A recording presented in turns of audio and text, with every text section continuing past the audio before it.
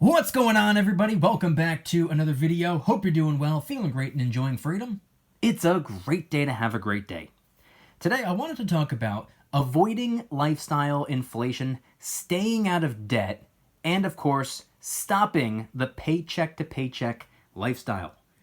We're going to get into it, but really quick, just in case you're new, make sure to subscribe for daily videos, subscribe to my second channel for weekly videos, get yourself some DYDSS merchandise to help support the channel, try out some G Fuel Energy Formula, $5 off your first order by clicking the link in the description, and of course, make sure to go and get your up to 12 free fractional shares by downloading Webull and funding your account. For every friend you refer, they're going to give you 15 free fractional shares. If you don't want the free stocks, go and get them anyway, sell them, congratulations, now you have the cash to get whatever else you want to get.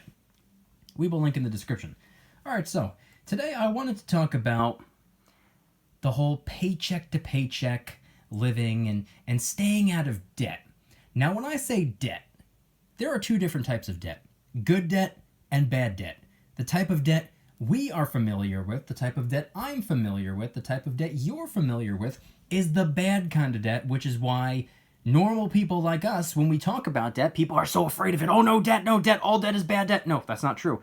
There is a form of good debt, the kind of debt that is being used to, leverage money, oftentimes other people's money, and other people are paying off the money that you borrowed from other people. That's the good kind of debt. Like, for example, purchasing a rental property.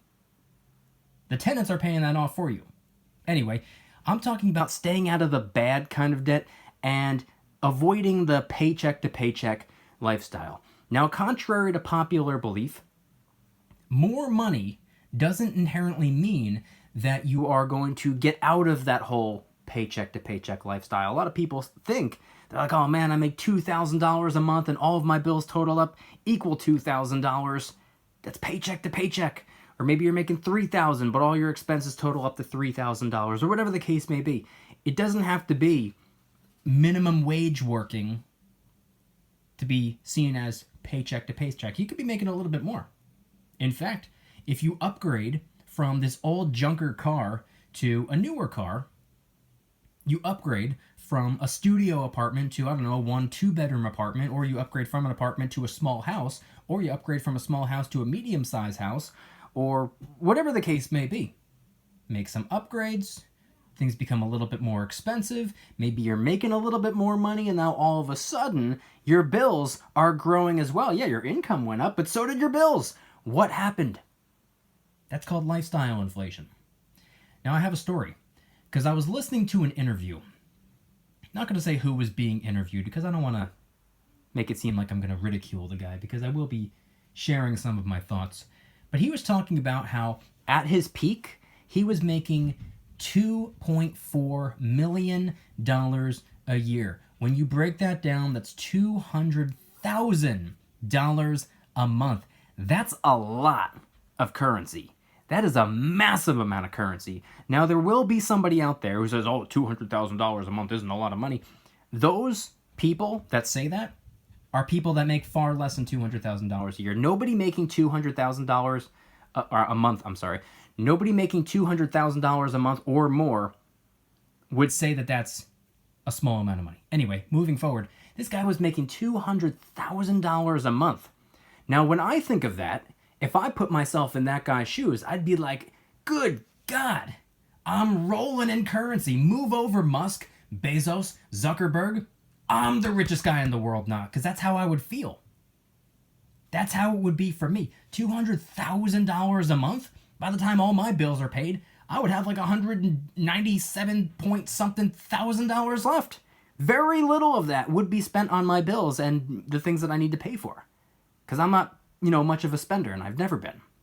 Now, you watching this, odds are, if you had $200,000 a month coming in, what you would have left over, I'm willing to bet, I'm willing to guarantee, you would have more than $190,000 left over after taking care of what you need to take care of.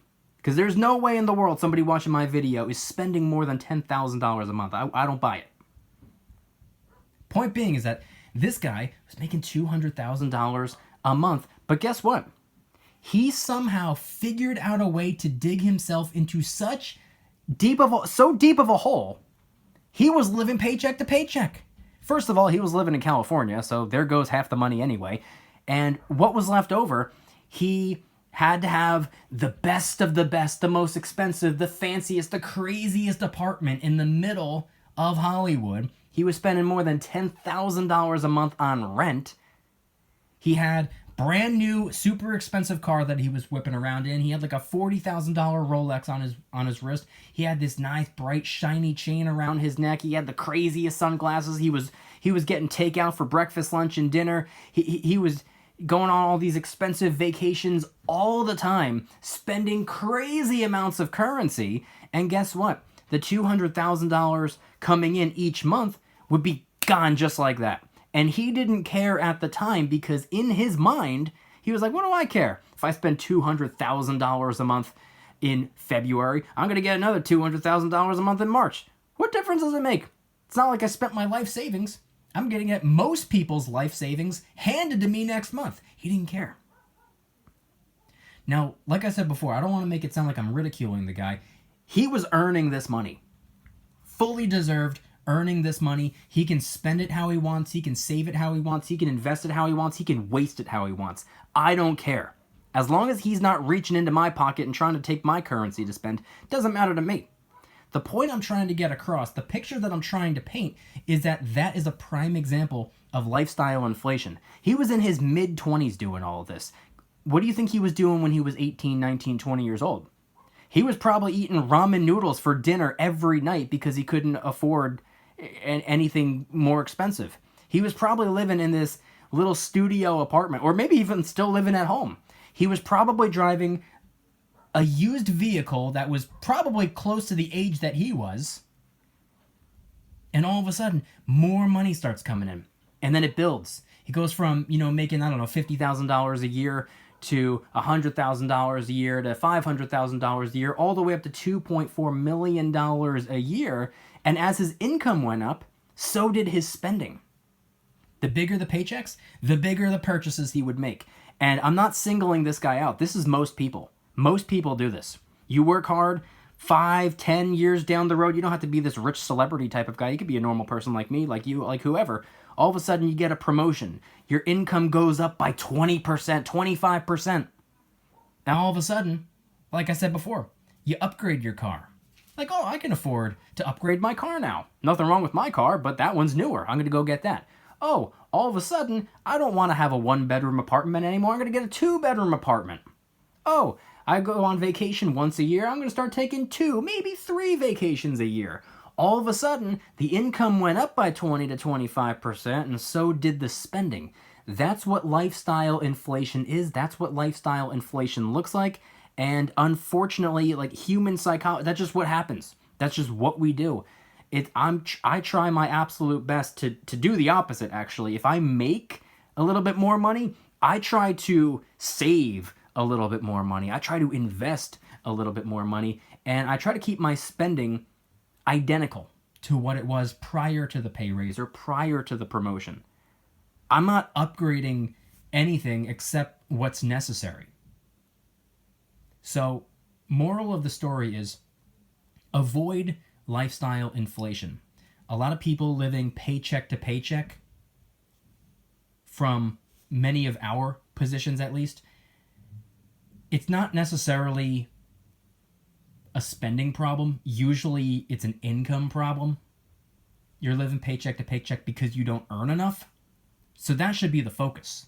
It should be increasing income. Because if you've chopped down your expenses to the best of your ability and you're still living paycheck to paycheck, if you've gone full-on frugality, minimalism mode, and you're still living paycheck to paycheck, that's an income problem. Figure out a way to earn more money, make more money. And once you do, don't start inflating your lifestyle. Don't start taking on more of the bad kind of debt, like credit card debt. Credit cards are very important. They are very useful. They can make you so much friggin' money. But the opposite can happen too. If you max them out, you carry a balance, you know the drill. High interest debt. Get rid of that. Chop that down, break that down, eliminate it, and don't go back. Make more money in any way that you can. Go for that pay raise, go for that promotion, go for that higher paying job, take on more responsibility, show more initiative. learn new skills, develop, and become a bigger, better person, and more valuable in the workplace, more valuable in the marketplace, save more money, invest more money, increase your income, and avoid lifestyle inflation. I want you guys to head on down to the comments and let me know anything and everything related to today's video topic. Have you ever fallen into the lifestyle inflation trap? Have you ever been in a position where maybe you got a pay raise at work or a new job, and all of a sudden, in the blink of an eye, you were making more money this week than you were making last week, and all of a sudden the spending started to go up as well? Did you fall into that trap? Did you catch it early enough and say, absolutely not doing that again, not falling for that? I'm going to take this extra money and I'm going to save it, I'm going to invest it, I'm going to stack it, I'm going to do what I need to do to get myself to that next level and preserve as much of this as I can. Head on down to the comments and let me know. If you guys like today's video, please hit that like button, subscribe if you're new, subscribe to my second channel, which is my backup channel for exclusive weekly content. Get yourself some DYDSS merchandise to help support the channel in the biggest possible way. Try out some G Fuel Energy Formula, $5 off your first order by clicking the link in the description. Over 50 different flavors to choose from. This one's Bahama Mama, and I definitely recommend it. And of course, make sure to go and get your up to 12 free fractional shares by downloading Webull and funding your account. For every friend you refer, they're going to give you 15 free fractional shares per referral. If you don't want the free stocks, go and get them anyway. They're free. Why would you not? Then just take them, sell them. Congratulations, now you have the cash to do what you want with. Just make sure you're not inflating your lifestyle in the process. Webull link in the description. And I want you guys to head on down to the comments and let me know once again. Number one, what would you do with $200,000 a month? Not a year, a month. $2.4 million a year. What would you do with that type of currency? And of course, have you ever been in a situation where your income went up, you were making more money, maybe more money than you were even used to making, or an amount of money that you're not even familiar with? What did you do in that situation? Did you start spending more money? It's normal. People do it all the time.